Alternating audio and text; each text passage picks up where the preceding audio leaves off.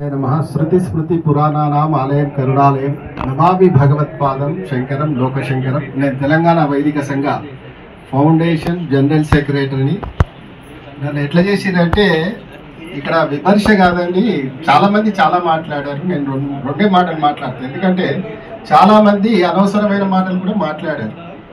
కానీ ఇప్పుడు నేను మాట్లాడకుంటే ఏదో నేను ఈ సభకు వచ్చి ఏదో నేను మైక్ పట్టుకోవాలని కాదు, వాస్తవాలు మాట్లాడుకోవాలి. ఎప్పుడైనా ఏదైనా వ్యవహారం ఉద్యోగం చేసేటప్పుడు వాస్తవాలు లేని ఏదో మసిపూసి మారడికాయలు చేస్తే నమ్మకం పోతుంది, ఉద్యోగం మీద నమ్మకం పోతుంది.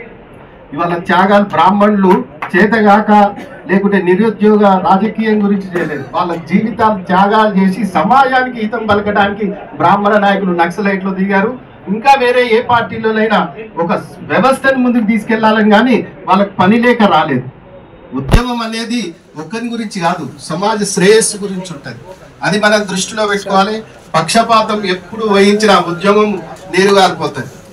ఇది పెద్దలు అన్ని రాజకీయ పార్టీలు కూడా రాజకీయం వద్దనే, రాజకీయంతోనే సమస్య పరిష్కారం అవుతుంది.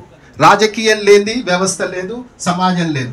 రాజకీయంలో శాసించాలి, మీ పోరాటంతో తల వంచింపజేయాలి ప్రభుత్వాన్ని.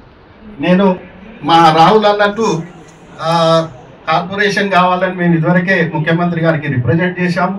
అది ఆగస్టు లోపు అన్నారు. ఆగస్టు లోపు ఏమున్నా మనం ఉద్యమాలు చేసుకోవాలి, ఎందుకంటే మనం ఉద్యమం చేస్తే కానీ వాళ్ళ చెవికి పోదు.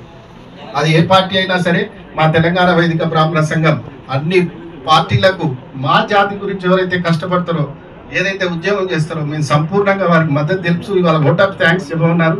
మీ అందరికీ బ్రాహ్మణుడు అనే ఏకైక ఉద్దేశంతో మీరు అందరూ వచ్చిరనుకుంటున్నాను. ఇక్కడ పార్టీలకు కాదు, బ్రాహ్మణత్వం గురించే మీరు అందరూ వచ్చినందుకు మీ అందరికీ ధన్యవాదాలు తెలియజేసుకుంటూ ధన్యోస్మి. జై బ్రాహ్మణ్, జై పరశురామ్.